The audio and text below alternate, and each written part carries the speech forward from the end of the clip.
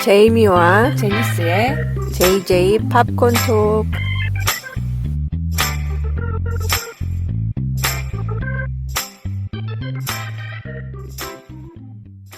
안녕하세요, 제니스 씨. 안녕하세요, 재미 씨. 날씨가 약간 쌀쌀해졌어요. 저 감기 걸릴 것 같아요. 너무 그러게. 추워져가지고. 아, 아침, 저녁으로 기온이 너무 내려가더라고. 저 같은 경우에는 지금 뉴욕에서는 극장이 계속 문을 안 열고 있는 상태고, 음, 극장이 문을 언제 열 거라는 무슨 이제는 공지 같은 것도 안 나오네요. 음. 그런데 뭐 집 근처에 자동차 극장이 하나 생겼어요. 너무 좋겠다. 그래서 뉴욕 영화제 영화들도 여기서 하고, 음, 공짜로 뭐, 페어웰? 뭐 이런 영화도 하고 그러는데, 자동차 극장에 뭐 좀 가려고 했더니 사람들이 그렇게 원하지를 않더라고요. 그래서 혼자서 무슨 35달러 막 가격 이런데, 보러 가긴 음, 좀 그렇고. 그리고 뭐 좀, 테넷 이런 영화를 하면 모르겠는데, 예술 영화들을 주로 하고 있어가지고, 음. 네, 별로 사람들이 잘 많이 안 가는 것 같아요. 그리고 나올 때 여기도 나름 뉴욕 시티다 보니까 막히거든요. 그래가지고 그게 두려워서 좀 음, 안 가는 것 같기도 하고 또 음. 끝나면은 또 밤이니까 그게 좀 꺼려지는지 아직은 자동차 극장 문화가 뉴욕 시티 안에서는 좀 정착이 안 되고 있는 것 같아요. 뉴욕시에서는 조금 무리가 있는 것 같고, 네. 그 외곽 쪽은 워낙 차를 많이 가지고 다니는 문화니까, 그런 데에서는 괜찮을 것 같아요. 저는 월마트에서 주차장에서 이제 영화 상영을 할 거라는 얘기를 들었거든요. 음, 뭐 괜찮은 아이디어 같긴 해요. 음, 근데 음. 뉴욕시 안에는 월마트가 없습니다. 하기는, 월마트는 예. 워낙 크니까, 네, 뉴욕시 상인연합회에서 음, 막고 있다고 합니다. 월마트 들어오는 걸. 맞아요. 월마트 네. 하나 들어가면은 그 주변에 있는 상권은 거의 망한다고 봐야죠. 예, 뭐 이미 아마존으로 많이 망하지 않았을까 싶긴 한데. 네. 그렇기도 하지만, 아무튼 그래서 이래저래 극장이 웬 말이냐. 음. 이제 내 삶에 극장이 없는 건 아닐까. 이러면서 또 넷플릭스 개봉 영화를 하나 보았습니다. 제목이 I'm 네. thinking of ending things. 한국 제목으로는 이제 그만 끝낼까 해. 예. 누가 봐도 제목만 보면은 무슨 이별 음, 영화 같죠? 네. 그렇게 생각했어요? 네. 저는 처음에 들을 때부터 안 좋은 쪽으로 생각을 했었거든요. 뭐 이별이 좋은 건 아니잖아요. 아니, 그러니까 예. 극단적인 쪽으로 생각을 아, 했었거든요. 그랬어요? 예. 네, 그래서, 예, 보면서 그리 멀리 가진 않았구나, 이런 생각을 했었죠. 예, 아무튼 예, 이터널 선샤인 오브 더 스팟리스 마인드와 존 말코비치 대기와 그런 영화 아답테이션, 예, 뭐, 이런 어댑테이션을 영화들. 쓰고 음. 연출도 했던 찰리 카프만 감독의 오랜만에 연출작 되겠습니다. 네. 이게 원작 소설이, 동명소설이 있기는 하지만, 이 영화에서 각본도 담당을 했어요. 찰리 네, 커프맨이. 네. 본인이 인터뷰한 걸 들어보면은 많이, 그러니까 구애받지 않고 본인의 생각대로 만들었다고 그러는데, 글쎄, 과연 그럴까요?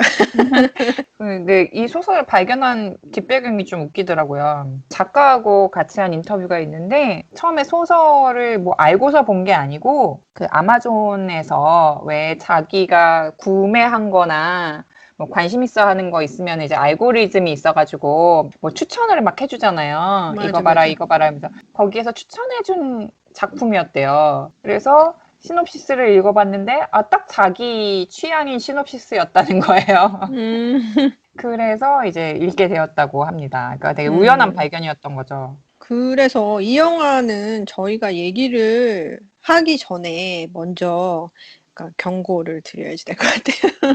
이건 스포일러 없이는 얘기하기 힘든 영화라서요. 영화를 보시지 않으신 분들은 영화 보신 다음에 다시 들어주셨으면 좋겠고, 그거와 상관없이 그냥 듣고 싶다, 그렇게 생각을 하시는 분들 계시다면, 스포일러, 강한 스포일러가 많이 나오니 그거를 감안을 하고 들어주시기 바랍니다.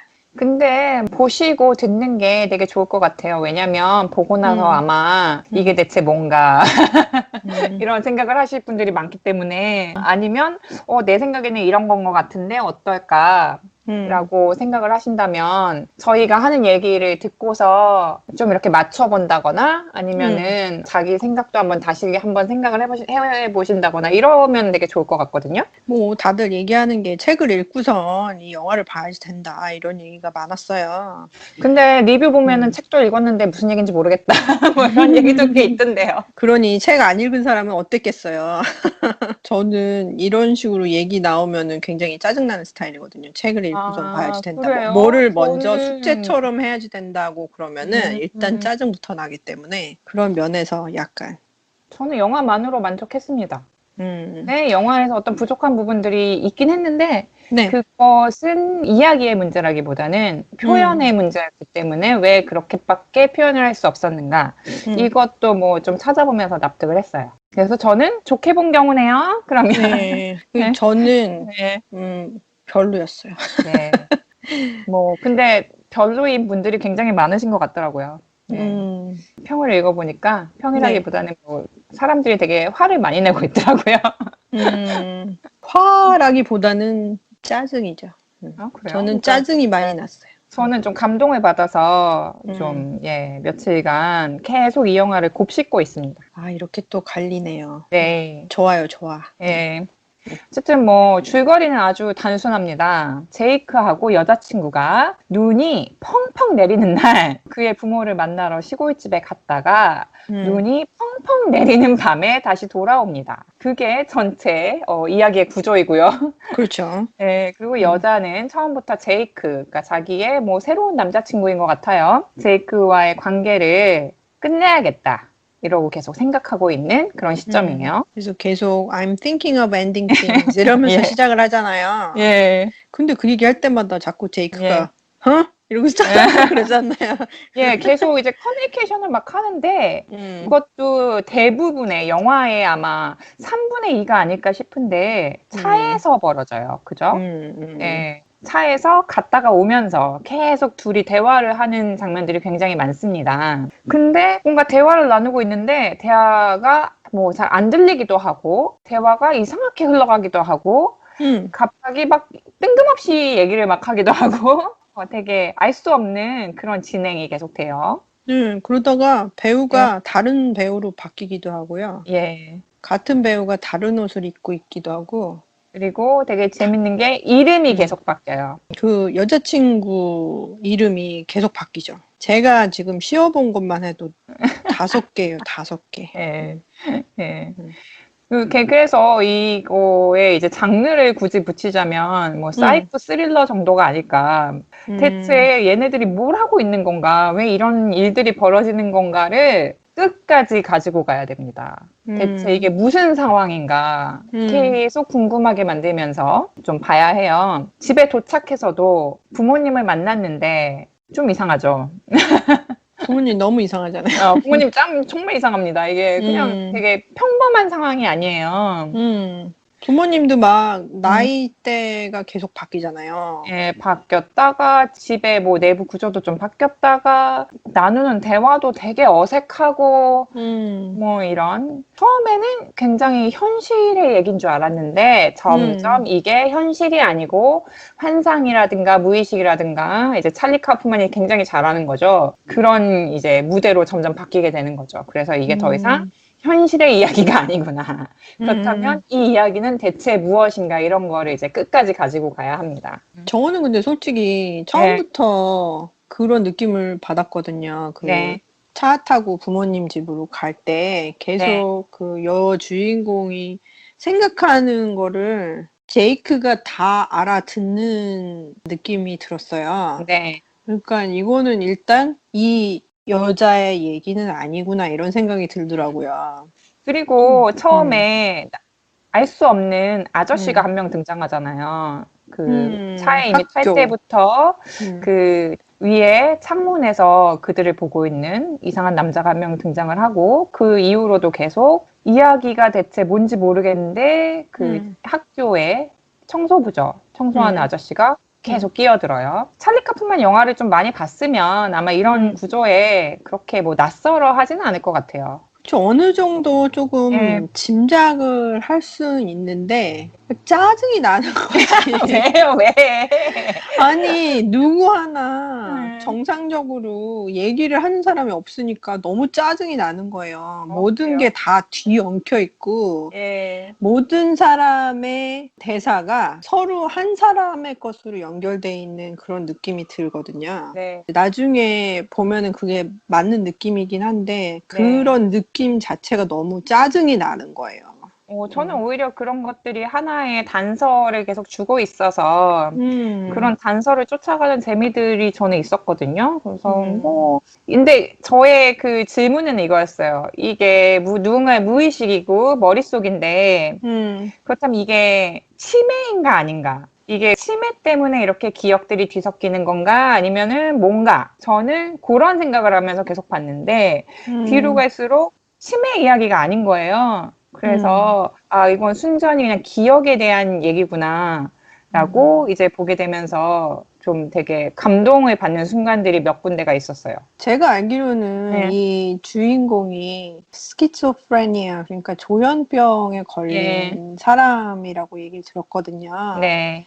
그렇기 때문에 제가 굉장히 더 깝깝하고 짜증난 느낌이 거기서 온 것 같아요. 왜냐면은 그냥 보통 사람이 자신의 과거를 생각을 하면서 하는 얘기가 아니라 네. 이거는 모든 게 다 뒤죽박죽이 돼 있는 상태잖아요. 근데 보통 기억이라는 게 그렇게 되지 않나요? 그러니까 저는 딱히 그 조현병이라고 생각하고 그러니까 어떤 문제가 있는 사람의 얘기여서 그렇게 된 게 아니고 저는 오히려 그렇게 보여주는 게 너무 저한테는 자연스러운 지점이어서 그럼 제가 조현병인가? 뭐 아무튼 그런 부분이 되게 자연스러워서 되게 잘 짰다 이렇게 생각을 했거든요. 그게 저한테는 그리고 감동적인 부분이었어요. 저는 보면서 내내 이것은 분명히 사고에 장애가 있는 그래요? 그런 사람의 것이라는 생각이 계속 들었기 때문에 약간 정신적인 장애가 있는 사람의 머릿속에 들어가서 그 안을 헤집고 다닌다고 생각을 하면 너무 짜증날 것 같지 않아요? 아니요, 저는 답답하고. 오히려 기억이라는 게 특히나 요즘 같은 시기에 저도 뭐 이런 기억도 했다가 저런 기억도 했다가 뭐 밑도 끝도 없는 기억이기도 하고 뭐 좋았던 기억 이런 게 생각나기도 하고 기억이라는 게 뭐 이렇게 뭐 순차적이고 논리적이고 이렇게 떠오르는 게 아니고 저는 그런 면에서는 Tree of Life라는 영화가 또 있었잖아요. 네. 그 영화에서도 이제 그 주인공의 이제 기억을 살피면서 어렸을 때 얘기가 나오곤 했었는데 그런 기억이 제가 기억하는 방식이에요. 그래서 이번 영화하고는 제가 기억하는 방식이 너무 차이가 많이 나기 때문에 그 거기에서 오는 그 거리감 때문에 더 짜증이 났었던 것 같아요. 그렇군요. 네. 네. 그래서 일단 이 영화에 대해서 얘기하면서 사람들이 비교하는 작품들이 딱 있어요. 그죠? 네. 그 2001년도 작품인데 멀홀랜드 드라이브가 있고 그리고 1990년도 작품이고 야곱의 사다리라는 한국 제목인데 제이콥스 레더라고 오랜만에 그러고, 들어보네요. 네. 네. 그리고 2010년도에 셔터 아일랜드가 또 있죠. 네.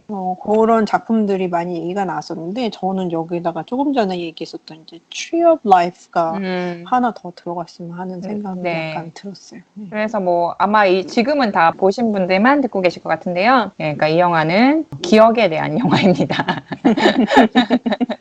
기억과 무의식. 근데 저는 또 재밌는 부분들이 있었는데 제가 재밌는 부분을 또 얘기해도 될까요? 네, 그럼요. 네. 그러니까 저는 제가 기억을 생각해 볼 때 제가 저의 모습을 볼 수는 없잖아요. 맞죠. 내가 나를 보고 있는 게 아니고 그냥 내가 나로서 그 공간에서 존재를 했던 건데 떠올리면 마치 내가 그 안에 어떤 인물처럼 보일 때가 있잖아요. 네. 저는 그런 기억의 특징을 잘 표현을 했다고 생각을 하는데 근데 여기서 약간 재밌는 부분은 주인공 여자의 이름을 우리가 뭐라고 규정을 할 수가 없어요. 그리고 처음에는 그 여자가 주인공인 것처럼 등장을 해요. 근데 그 여자가 존재하지 않았던 존재임에도 불구하고 자의식을 갖기 시작하는 거예요. 그 이 이야기에서. 그게 약간 헷갈리는 지점이 될 것 같아요, 사람들한테. 왜냐면 갑자기 생각을 하잖아요, 여자가. 그리고 발견을 하고 뭔가 빠져나가야 될 것만 같고 뭐 이런 식의 생각을 하기 시작하잖아요. 네. 저는 근데 그게 되게 재밌는 부분이라고 생각을 했거든요. 그게 말이 되든 안 되는 이런 거에 떠나서 음. 그냥 얘기상으로 되게 재밌는 부분?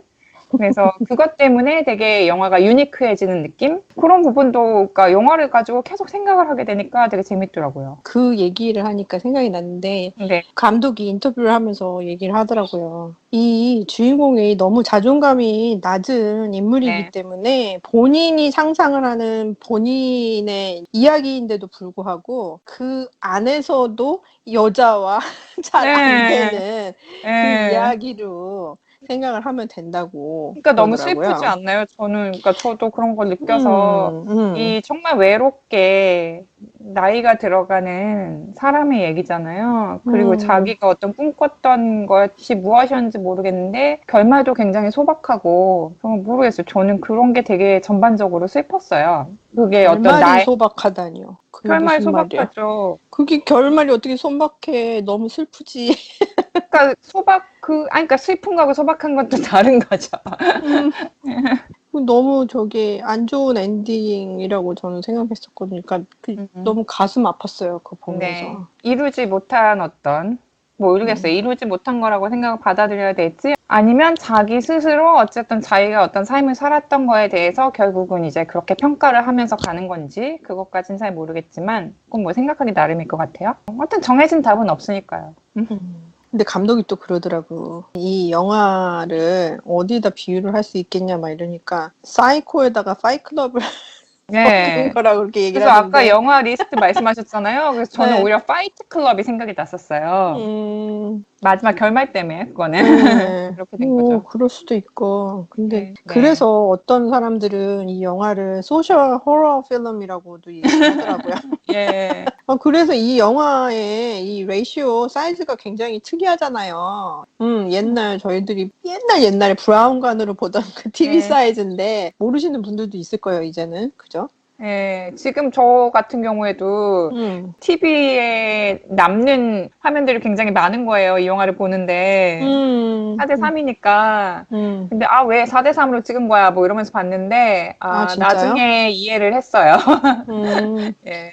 저는 굉장히 그거는 너무 마음에 들었었거든요. 음, 왜냐하면 그 안에 딱 갇혀 있다는 생각이 딱 들어서 이거는 누군가가 틀을 정해놓고 네. 뭐를 보고 있는 관점이라는 그런 생각이 딱 들더라고요. 그러니까 나중에 가서야 이제 그런 걸 음, 알게 된 거죠. 주인공이 음, 이제 계속 TV만 보던 사람이었고, 뭐 이랬으니까. 근데 넷플릭스에다가 이 아이디어를 처음 전달했을 때는 넷플릭스 측에서 완전 싫어했대요. 근데 감독의 다른 인터뷰를 들어보면은 그런 발언은 없었는데, 어, 싫어했었구나. 어디서 한번 얘기를 하는데 넷플릭스 측에서 처음에 너무 싫어했대. 왜냐면은 예. 자기네 그 서브스크라이버들이 그런 식으로 레이시오가 나가면은 TV가 잘못됐나 막 이런 생각을 하던지 뭐 레이시오 때문에. 넷플릭스 자체가 뭐가 문제가 생겼나 막 이런 식으로 생각을 한대요. 그래서 반대를 어떡해. 하다가 예. 반대를 하다가 이제 조금조금 설명을 하니까 이제 예. 받아들여 줬다 그러더라고요. 음, 웬만하면은 넷플릭스 측에서는 감독 얘기 잘 들어주는 편이잖아요. 네. 그래서 잘 풀렸던 것 같아. 예, 아이디어 자체는 뭐 괜찮다고 생각을 했던 것 같아요. 이 아마존에서 이 책을 읽고, 그러고 나서 바로 판권 이거 누가 갖고 있냐. 음, 이렇게 조사해서 판권 아직 없다. 그래서 프로듀서가 그럼 이거 왠지 넷플릭스가 좋아할 것 같다. 이렇게 해서 음. 바로 넷플릭스랑 미팅 잡고 갔다고 하거든요. 맞아요. 뭐 스크립트 없이 음, 그냥 이 소설 얘기하고 본인이 예, 어떻게 만들 것 같다는 그런 식으로 대화만 나눠서 음, 오케이를 받은 거라 그러더라고요. 그래서 네. 이거 엄청나구만 막 이랬지. 찰리 카프만이 계속 하던 프로젝트들이 잘 안 되고 있었어요. 그러니까 음, 혼자서 단독으로 영화를 찍은 게 2008년이 마지막이었고, 중간에 스탑 애니메이션을 하나 찍었었는데, 그거는 이제 자기 혼자 찍은 건 아니었고, 어차피 장사를 생각하고 찍은 것도 아니었는데, 시넥토키 뉴욕이 망하면서 타격이 굉장히 컸나 봐요. 그것도 망했고 예, 2015년에 나왔던 그 스탑 애니메이션 아노말리사 그것도 완전 망했거든요.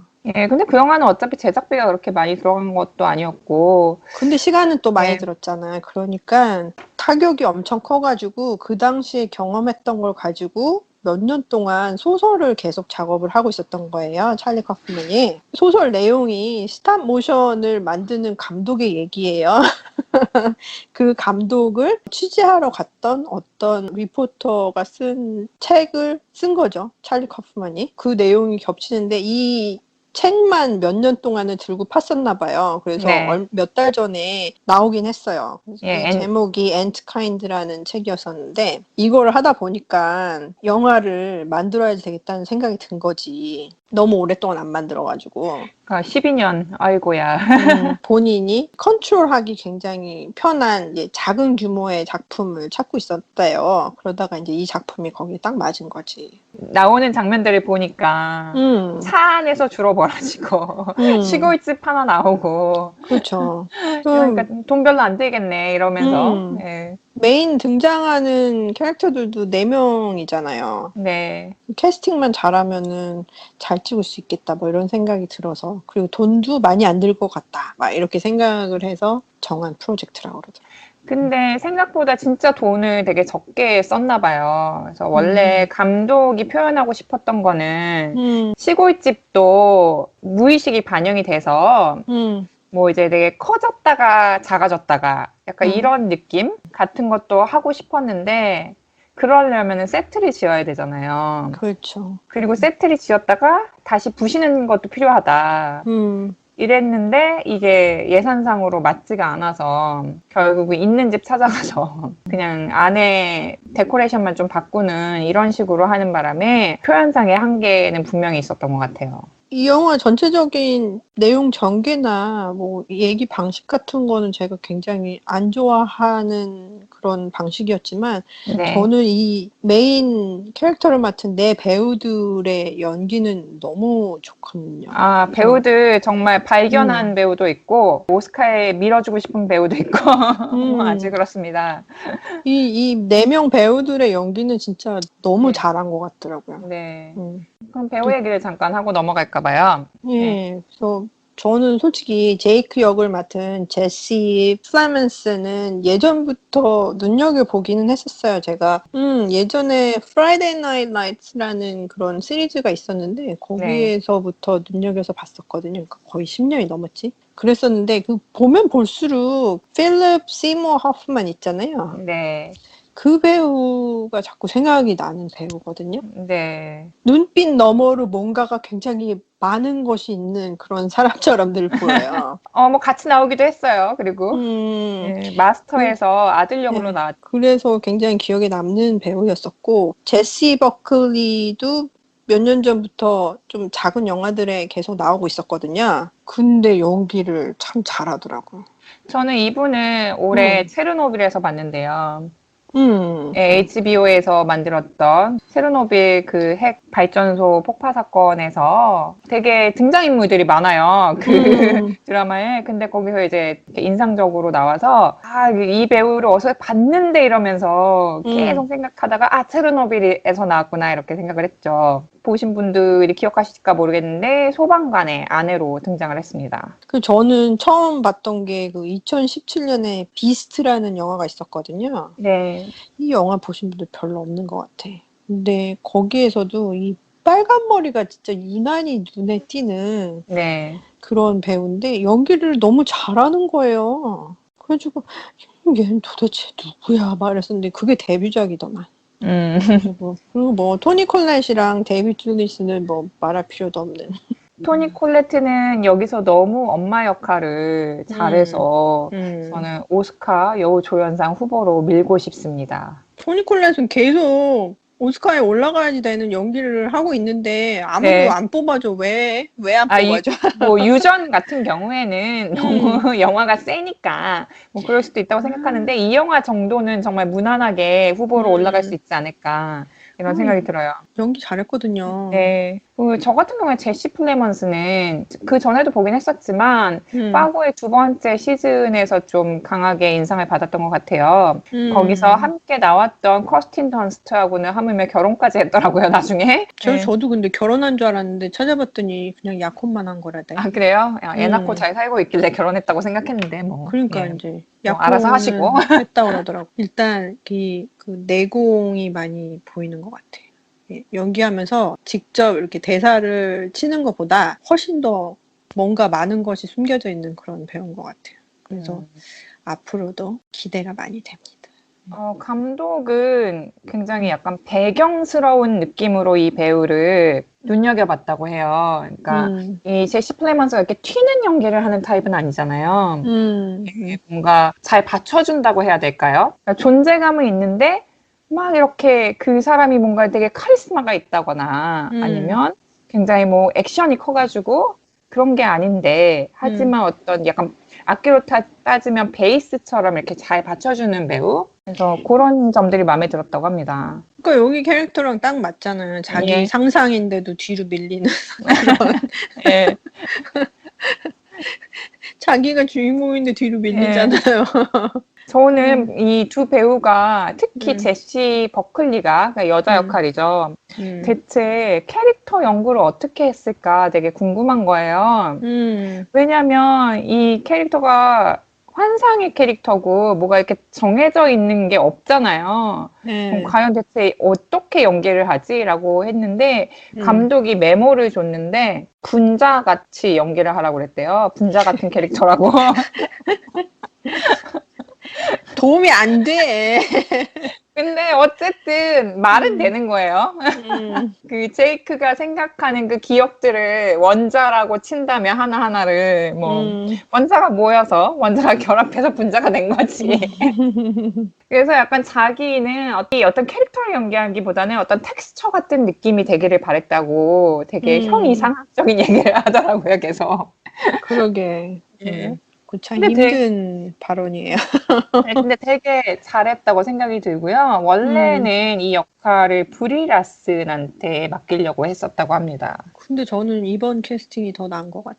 네, 브리 라슨이 하면은 뭔가 너무 셌을 것 같죠, 브리 라슨이? 네. 조금 셌을 것 같아요. 네, 환상의 여인이 안 되고 뭔가 언니가 나중에 반전을 해야 될 것 같은.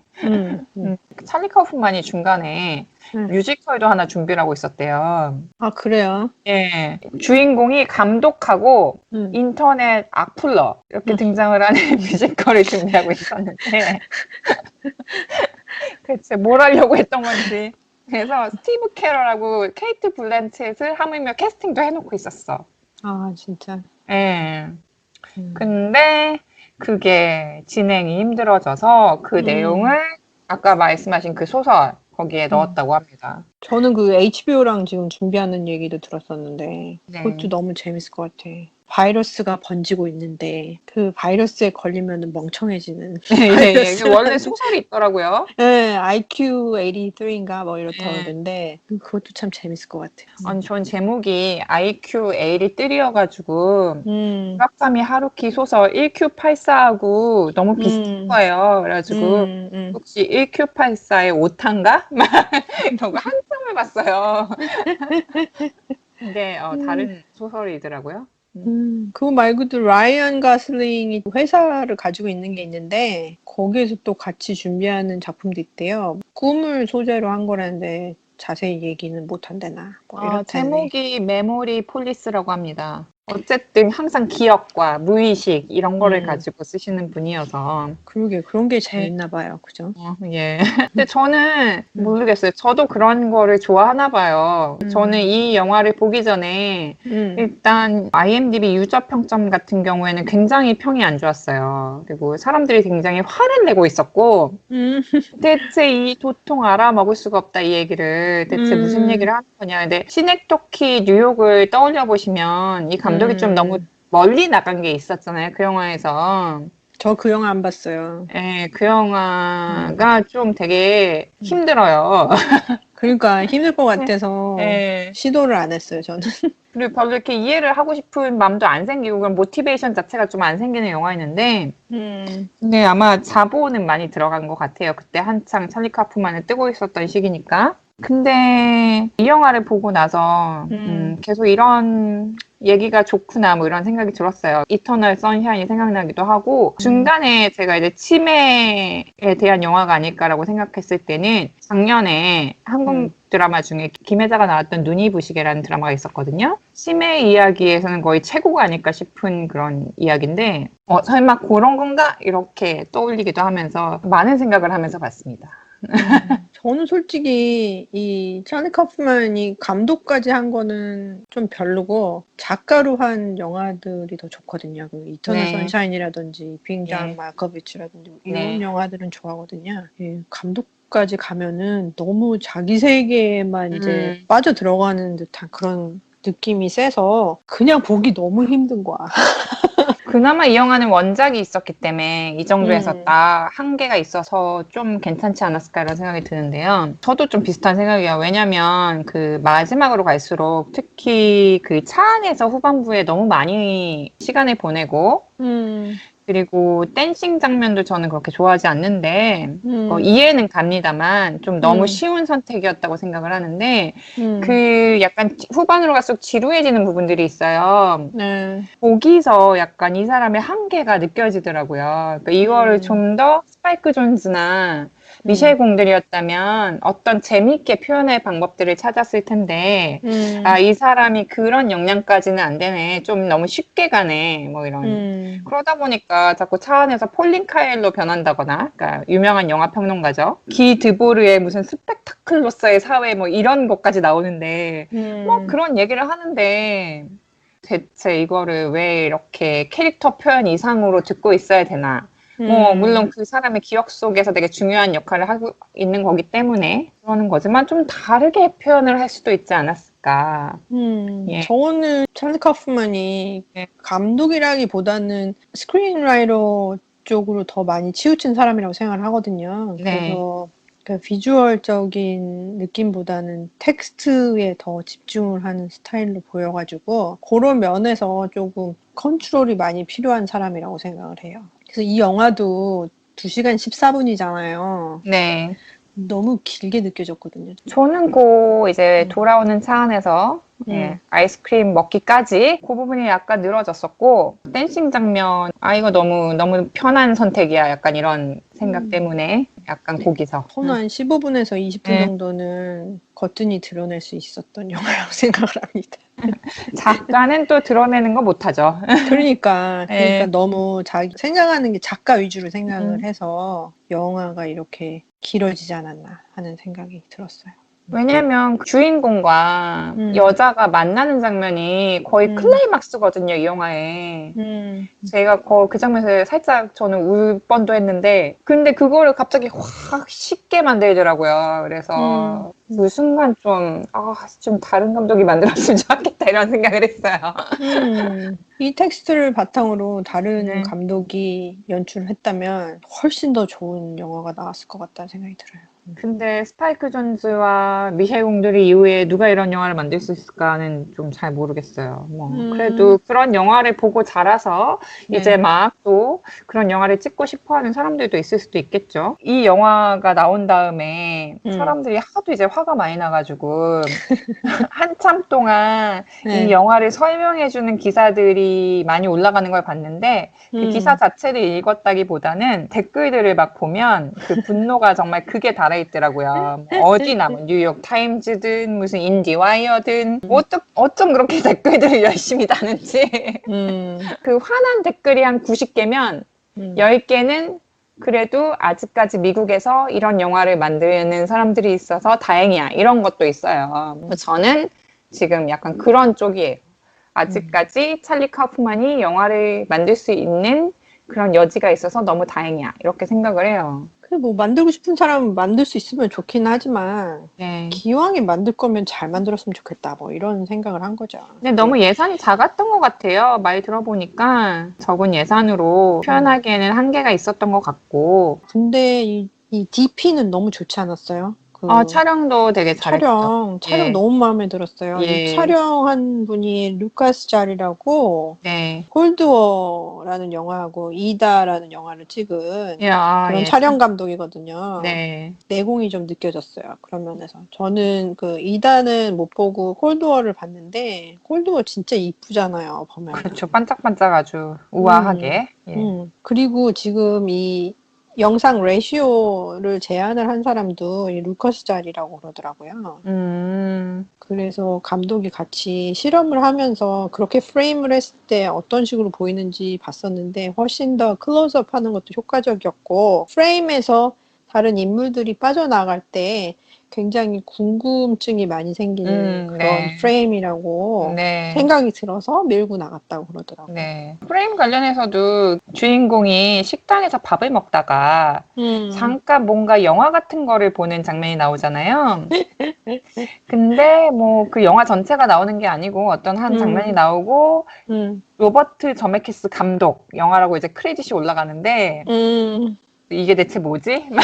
나 그거 보면서 너무 웃었어. 로버트 저메키스가 만든 건 아니고 이제 로버트 저메키스가 절대 만들지 않을 것 같은 영화에 로버트 저메키스 이름을 붙이는 게 재밌어서 그렇게 했다고 하던데요. 뭐 마틴 스콜세지도 있고 후보들이 좀 있었는데 감독이 그냥 로버트 저메키스가 제일 재밌다 해서 로버트 저메키스한테 심지어 연락까지 해서 내가 당신의 이름을 이렇게 쓰겠다라고 해서 허락까지 받고 썼다고 해요. 이거 허락받아야지 이름 나갈 수 있는 예. 거지. 근데 허락해주는 감독도 너무 웃기지 않아요? 뭐 굳이 뭐 허락을 안 해주는 것도 좀 그러니까 예. 너무 웃긴 것 같아. 예. 물어본 사람이나 예스한 사람이나. 근데 엔딩 크레딧 올라갈 때 뷰티풀 마인드가 또 올라가거든요. 그 너세크로 나왔던 영화인데 뷰티풀 마인드는 왜 나왔지? 뭐 이런 생각을 했는데 마지막에 몰랐어요? 예, 마지막에 그 장면이 예, 뷰티풀 마인드의 마지막 장면을 패러디한 장면이라고 하더라고요. 난 보면서 막가네 막가 막 이러면서 봤었거든요. 저는 그것까지는 몰랐고 뷰티풀 마인드가 이게 워낙 이제 그 주인공의 레퍼런스들을 계속 보여주면서 가는 영화라서 이 사람이 무엇을 보고 들으면서 살았는가 거기 이제 그 DVD 목록 중에 DVD 콜렉션 중에 뷰티풀 마인드가 있긴 했죠. 그래서 너무 막 이런 여러 가지 한 사람의 인생을 아우르는 근데 그 사람이 이제 좀 외로웠던 그리고 아까 말씀하신 것처럼 어떤 병도 있는 그런 사람의 인생을 아우르는 거라서 그 부분들이 다 그 사람을 이루고 있는 것들인데 그것 자체에 이제 집중을 하면 좀 힘들 수 있을 것 같아요. 저는 뭐를 얘기를 하려고 그러는지 예. 나중에 다 설명까지 읽어보고 막 이러니까 제가 생각한 게 거의 다 맞았어요. 네. 근데도 짜증이 난 이유는 그래서 뭐 내가 진짜요? 왜 이걸 봐야지? 뭐 이러는 생각이 계속 들었거든요. 이해를 하면서도 나는 이 얘기 재미없어. 내가 왜 이 사람이 어떻게 생각하는지를 봐야지 되지? 막 이런 생각이 들어서 저는 2시간 14분 동안의 그 시간이 그대로 다 느껴졌거든요. 모르겠어요. 저는 너무 좋았기 때문에 뭐라고 뭐 안 좋게 보신 거에 대해서 참 안타깝게 생각합니다만 예, 저는 뭐 예, 제가 좋아하는 주제고 아 내가 그렇다면 나의 마지막 순간에 나의 기억들을 어떻게 뒤섞일까 뭐 이런 생각도 한번 해보게 되고 지금 이 시기하고도 좀 잘 맞아떨어진다는 생각도 들고 전반적으로 저는 굉장히 저의 며칠 동안의 어떤 마음 상태에 되게 도움이 되는 영화였습니다. 다행이네요. 그랬어요. 네. 근데 저는 이거 보면서 진짜 결국은 이 사람이 재능도 있고 머리도 좋은 사람이었는데 아무것도 안 한 사람이잖아요. 제가 생각한 캐릭터는 여기에서 여주인공이 했던 것처럼 뭐 과학자이기도 하고 그리고 그림도 그릴 줄 알고 시에도 관심이 많은 문학적인 사람이고 이게 다 이 주인공 남자였다는 거지. 제이크의 모습이었다는 거지. 이 사람이 나중에는 돼지랑 같이 걸어가는 장면이 있잖아요. 맨 마지막에. 네네. 거기에서 피지시스트라는 얘기가 딱 나오잖아요. 네. 그러니까 이 사람은 피지시스트를 했던 사람이지만 같이 다른 사람들과 일을 하는 그 분위기를 견디지 못하고 결국은 혼자서 고립된 생활을 결정을 한 거라고 저는 보거든요. 그래서 학교에 그 제니러로 남은 건데 이 여자 캐릭터의 이름이 계속 바뀌는 이유도 이 여자한테 말을 못 걸었기 때문에 이 여자는 존재를 안 하는 사람이라고 생각을 하거든요. 책에서 얘기하는 거랑 영화에서 얘기하는 거랑 다르게 보는 사람마다 생각을 할 수 있겠지만 제가 생각하기엔 그렇게 생각을 했어요. 그래서 여자한테 말 한 번 못 시켜보고 여자 한 번 사귀어보지도 못하고 그리고 집에서 부모님을 돌보면서 집 밖으로 나가서 살아보지도 못한 그런 사람이라고 생각이 들었어요. 그래서 인생 전체를 낭비를 하면서 산 사람. 이렇게 너무 결론이 저는 잔인하시네요. 들어서 그런 식으로 결론 딱 나서 네. 이런 사람의 인생을 내가 구태여 봐야지 되나 막 이런 느낌이 들은 거죠. 근데 제니스 씨는 어떻게 생각하는지 궁금해요.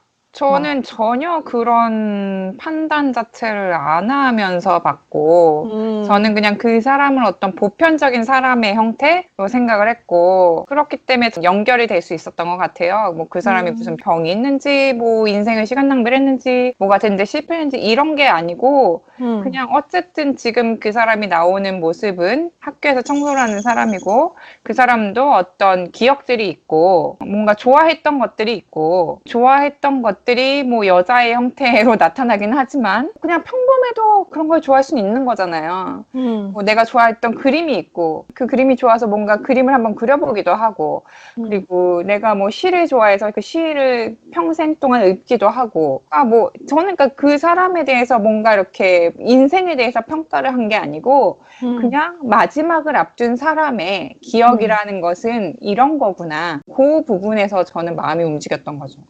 뭐 측은하게 생각을 할 수도 있겠지만 저는 오히려 화가 났었거든요. 네. 그렇게 재능도 있고 기회도 있던 사람이 그걸 뭘 평생 했죠. 동안 낭비를 한 거라고 생각을 하니까 이 사람한테 화가 나는 거야. 너는 이렇게도 할 수 있고 저렇게도 할 수 있었는데 그거를 다 놓친 네. 사람이구나 막 이런 생각이 들면서 마지막에 자살을 선택을 하는 순간도 저는 그래서 기분이 안 좋았었거든요.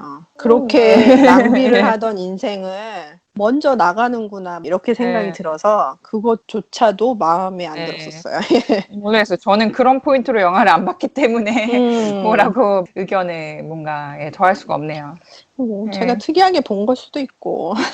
모르겠어요. 뭐 누가 특이하게 본 건지는 잘 모르겠지만 어쨌든 저는 저의 인생의 어떤 마지막 기억 이런 부분에 초점을 맞춰서 봤기 때문에 좀 공감을 하면서 봤습니다.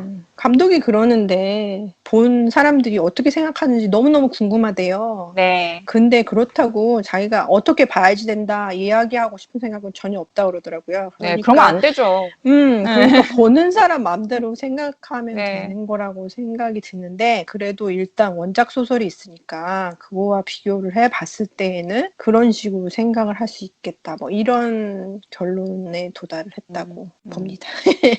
저는 오히려 이 영화가 또 좋은 점 중에 하나는 네. 알지도 못했던 소설, 한국어로는 번역은 안 돼 있더라고요. 알지도 못했던 소설을 알게 되었고 그리고 주인공이 뭔가 좋아했던 어떤 것들 그거에 대해서 좀 다시 찾아보고 싶어지기도 하고 예를 들면 뭐 시라든가 그림이라든가 그런 것도 좀 찾아보고 싶네 뭐 이런 생각도 했어요. 근데 그 중간에 그 아이스크림 가게 나오는 거 너무 재밌지 않았어요? 예, 그 원래는 미국의 되게 유명한 체인인 데어리 퀸을 배경으로 하려고 했는데 책에는 아마 데어리 퀸으로 나오나 봐요. 맞아요. 데어리 퀸 측에서 반대를 했대요. 거기에 네. 나오는 캐릭터 중에 하나가 피부에 무슨 질환이 있는 그 여자 캐릭터였잖아요. 네. 그게 마음에 안 들었다고 하더라고. 그럴 수 있겠네요. 그래서 오케이를 안 했다고 그러는데 뭐 감독은 그 바람에 훨씬 더 좋았다고 그러더라고요. 그런데 제작비는 거기서 좀 또 많이 들어갔겠네요.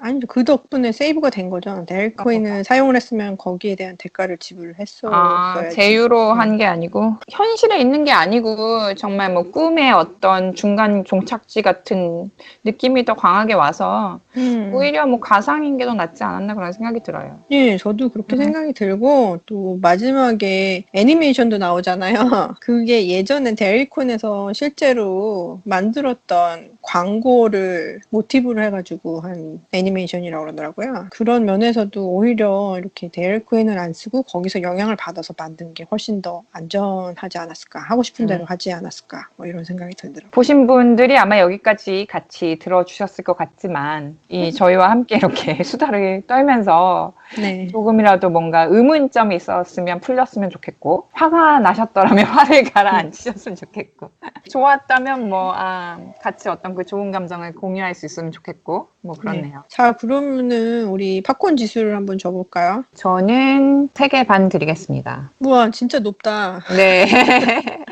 개인 평가 기준으로는 사실 세 음. 개예요. 찰리 카우프만 좋아하시는 분들이면 보면은 좋겠다는 생각이 들고, 하지만 0.5는 약간 개인적인 그 감정을 좀 더 실어서 조금 더 드렸습니다. 저는 2개 반.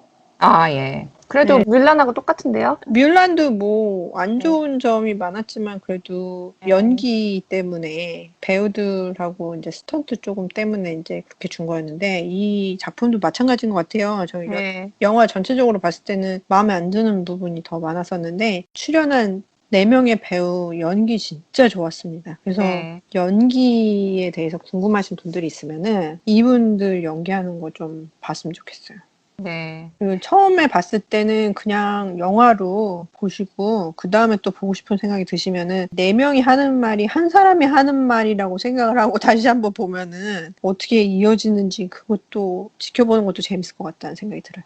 감독도 극장 개봉을 원래는 하기로 했었는데 지금 이 상황에서는 극장 개봉이 안 되니까 넷플릭스로만 이제 스트리밍이 되는데요. 일단 여러 번 볼 수 있고 그런 점들은 좋다고 하는 것 같아요. 프로덕션 디자인 면에서도 좋은 작품이고 그리고 촬영도 엄청 잘했거든요. 그래서 그런 면에서 좋고 연출에 약간 저는 문제를 제기하지만 그래도 2개 반을 드리겠습니다.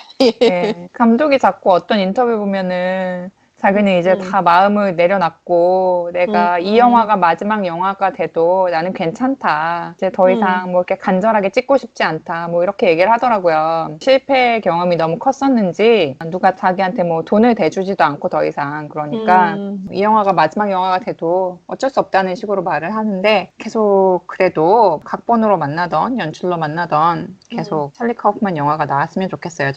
저는 계속 많이 써줬으면 좋겠어요. 네. 다른 감독들이 연출을 할 수 있는 기회도 좀 주면은 좋을 것 같고 뭐 HBO야 어떻게 될지 모르겠지만 본인이 감독은 안 했으면 하는 그런 바람이 좀 있어요. 네. 컨셉은 굉장히 재밌는 것 같거든요. 네. 바이러스에 감염되면 멍청해진다. 너무 재밌지 않습니까? 뭐 그냥 현실에서도 일어나고 있는 일이기 때문에 모르겠네요. 재미가 있는 건가? 지금이랑 딱 맞아 들어가는 것 같아요. 네. 뭐 어떡하겠어요. 맨날 네. 인상 쓰고 울고 불고 하고 그럴 순 없잖아요. 네. 조금 뭐 미친 듯 웃어도 주고 뭐 이래야지 될 것 같으니까 빨리 만들어서 빨리 볼 수 있으면 좋겠습니다. 네. 그리고 제이미 씨, 저희 팟캐스트 되게 다양한 플랫폼으로 들을 수 있지 않나요? 그러게요. 이미 저희가 여러 번 말씀드렸습니다만 또 이것만 들으시는 분도 있으실 것 같아서 JJ 팝콘 토크는 아이튠스 팟캐스트 그리고 사운드 클라우드, 네이버 오디오 클립, 유튜브를 통해서 들으실 수 있습니다. JJ 팝콘 토크를 한글이나 영어로 검색해 주시면 되고요. 자, 그리고 패트리온 사이트에도 가입하시면 저희에게 후원도 가능합니다. 패트리온은 Patreon 아니면 한국말로 패트리온 이렇게 치시면 되고요. 어디서 들으시든 구독과 좋아요를 눌러주시면 참 감사하겠습니다. 그리고 인스타그램 JJ 팝콘 톡에서 어떤 의견이나 질문을 남겨주시면 제이미 씨가 성실하게 답변해 드리겠죠? 같이 답변을 합시다, 우리. 네. 예. 인스타그램 영어로 JJ 팝콘 톡 검색해 주시기 바랍니다. 자, 그러면 지금까지 들어주셔서 감사하고요. 이제 그만 끝내려고 하는데요. 어떠십니까? 끝내죠, 이제. 이 영화 보고 화나신 분들이 패러디처럼 나 이제 그만 넷플릭스를 보려고 해. 뭐 이런 거 패러디하고 그러더라고요. 나 이제 그만 영화를 보려고 해. 아무튼 저희도 이제 그만 끝내려고 합니다. 네, 끝내죠. 네, 끝냅시다. 네. 네, 그럼 다음에 또 뵙겠습니다. 안녕히 계세요. 건강하세요.